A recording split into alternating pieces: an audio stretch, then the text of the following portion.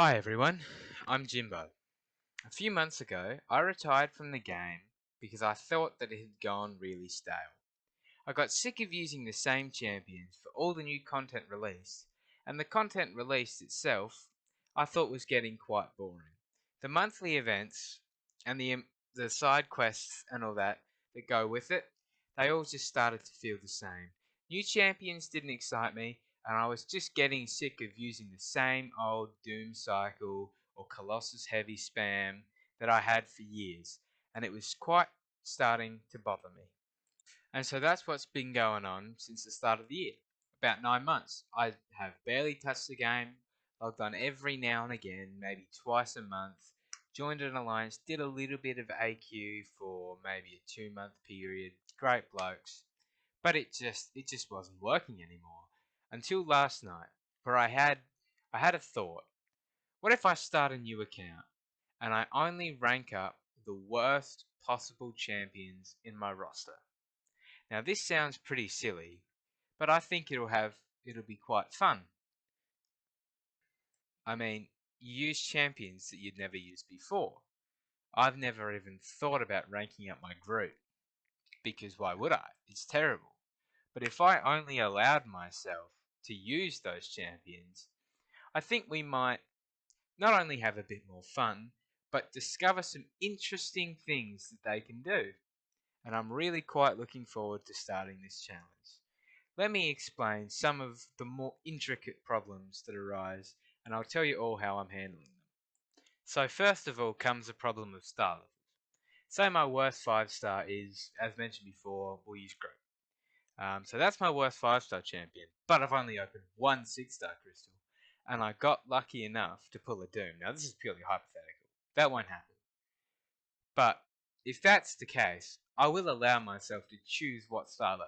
So technically, Doom is my worst 6 star, and I can invest resources in him. Now, to be honest, I don't think that'll happen. I kind of hope it doesn't. But yeah, those are the rules. So I would let myself use that Doom, but I must have 3 maxed out 5 stars, which will all be pretty shit champions, before ranking up a 6 star, just so I don't completely dodge the poor rank ups. Alright, so I think that's important to note. But yes, I can pick what star level, and that restriction doesn't apply to any other champion. So when I get 4 stars, I don't need to have any maxed out 3 stars before I can move on to 4 stars. And I don't need to have any maxed out 4 stars before I move on to 5 stars. I'm just applying that restriction there for the 5 to 6 star um, progression, because I think it might be there's a chance to dodge the poor rank ups, and I think I shouldn't let that happen. All right, now it's important to consider what my max available rank is. So say my worst champion is Groot, my worst 5 stars is Groot, but I've got a Psylocke in the bank as well. I don't need to make that Groot like a fully maxed out rank 5 champion before I move on to Psylocke. Because if I can only bring my 5 stars to rank 4 at that point, that's the only thing I have resources for, well then once my Groot is rank 4, I can move on to ranking up that Psylocke, right? And when I get a new rank available, the first champion must be the worst in my roster overall. Okay? And I'm considering a new available rank when I have the basic catalyst required. So when I can hit my first rank 5 star is when I have all the tier 2 alpha and tier 5 basic catalysts. Okay, so say I only have the mystic catalyst. I only have Mystic Tier 4 class Catalyst, and my worst Mystic champion is Mephisto, but my worst overall champion is Groot. I need to wait until I can max out that Groot. Okay, so class Catalysts are not considered when I'm talking about hitting a new available rank. So that's a lot of the specifics and the rules covered, alright? So I will upload daily highlights and progress checks for the first week or 2 weeks or however long I really want to do it. Whenever significant progress stops happening, I'll probably stop doing daily, and I might post update videos every few days, maybe every week when I clear content. But it is really important to consider that once I get through maybe Act 5, maybe even the first half of Act 5 will be a bit of a struggle. Um, So it's important to consider that progress is probably going to be really slow unless I get some useful, terrible champions, or I just get some really good champions. Because like say my first five stars I have like Nick Fury, Doom, Sunspot, Doc Ock, or and Colossus. Doc Ock's probably the worst of those, but he's still a decent champion.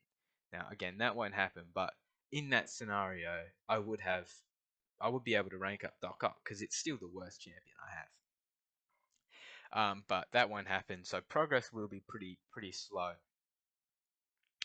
Yeah. Now, obviously, there are some methods to exploit this rule set that I can and intend to abuse. So, for example, say I open my first 5-star crystal and I pull Groot, Psylocke, Rocket Raccoon. What's another terrible champion? Let me just think off the top of my head. Iron Patriot and Doctor Doom.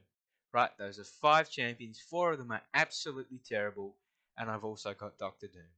It's perfectly permissible for me to stop opening crystals at that point, rank up my 4 terrible champions, and then when the Doom is the only champion that I can rank him up because he's the worst possible champion left. I can do that. Should I? No, probably not. But I'm going to allow that because at some point I'm gonna hit a boss with a lot of regen, or a boss that needs some form of an ability that a good champion has, and this challenge is going to be hard enough, so leave me be. And also I won't get a good champion in my first 5, probably not.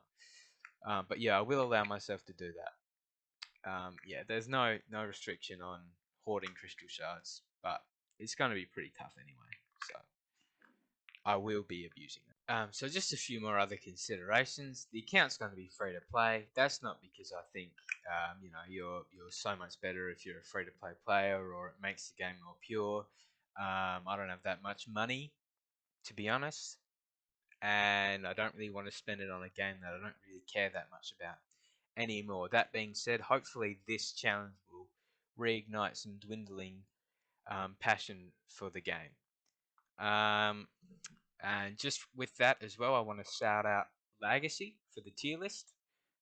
It's going to be obviously a huge help. If not, I'd probably have to construct my own tier list, and then people would rip into me because I got my placing wrong, and then they'd be very angry.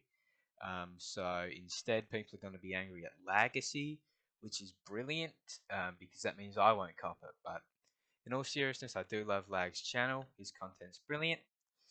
And that's about it. So thank you for your watch time. I'm going to start the challenge tomorrow morning, Australian time, and so the first progression level will release tomorrow night. That's my time. I don't know when that is for the Americans over there. But thank you so much for listening. I hope you keep track of the challenge and enjoy the content I produce. A subscription would be very much appreciated. Cheers, guys. Bye.